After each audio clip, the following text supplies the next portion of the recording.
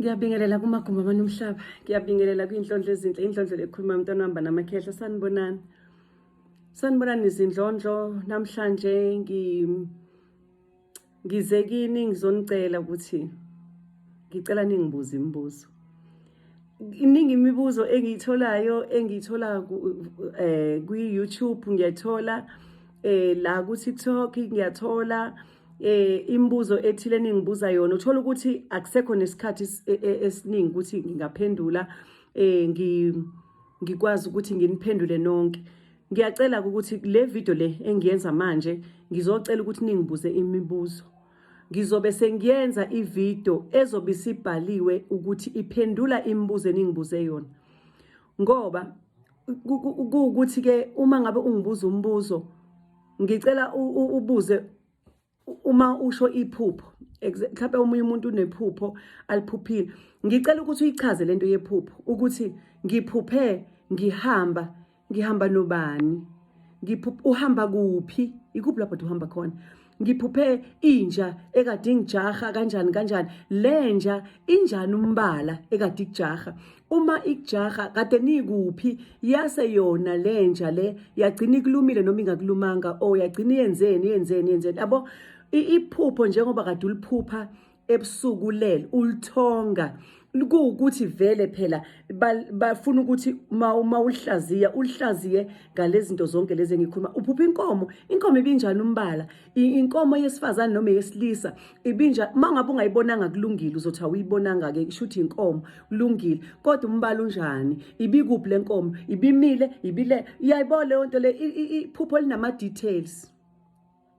So ngicela ukuthi ungangenzi ukuthi ngingakwazi ukuchaza iphupho lakho, ngoba ungangenzi ukuthi ngingakhona ukuhlaziya ngendlela. Nginikeza ithuba lokuthi mina ungitshele kahle ukuthi iphupho lakho belithi, bese ke ngiyakhona ukuthi ngiphendule. Ngizowaphendula wonke ngizowaphendula amaphupho enu o imibuzo yenu ngizoyiphendula. Ngizoyenza ivideo bese izokwazi ukuthi iphendule lawo maphupho lawo. So ke ngiyacela wonke umuntu ofuna ukuthi ngimchazele iphupho o unombuzo ngendlela zethu zamakhosi, ukudideka kwakhona, please bhala usho ukuthi ufuna liphi lona iphupho. Ungangi-inbox, bhala khona la kuma comment, bhala ku ungenzele ukuthi ngikwazi ukubona kahle, ngoba nami ngizowasebenzisa phela, ngizobe ngibukela khona la ngibe ngiphendula ukuze ngikwazi ukuthi ngikhande ivideo elandelayo, or else noma ingalandeli manje but ngizonikeza ithuba lokuthi nibuze imibuzo, nginibuze. Uma ngabe sengiphendulile angazi ukuthi ngiyobe sengiphinda yini futhi ngiqhubeka kwazobe sebebuzile ngaphansi, I don't know, but engikwazi ukuthi lawo enizobe ningibuze wona ngizowaphendula. Ngizonikeza isikhathi mhlambe namhlanje njengoba ngiyenza le video namhlanje lesingaki, it's Thursday, ngenza le video le ngizoyenza ku-Thursday manje njengoba ngenza le video.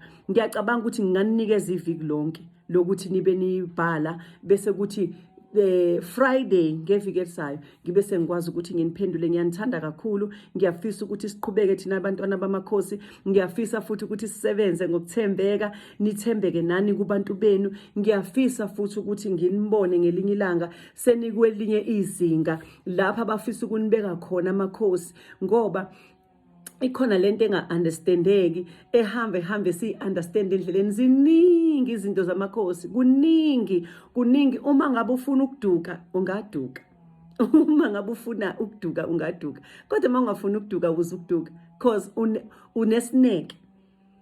Uyazi isineke siyafuneka kodwa kwesinye isikhathi, ngoba omunye uzothatha ngenhliziyo yakhe yokutatazela noma yokujaha bese enza ngenye indlela, kodwa uma uzothatha ngale ndlela yakho le yamakhosi uwalalele.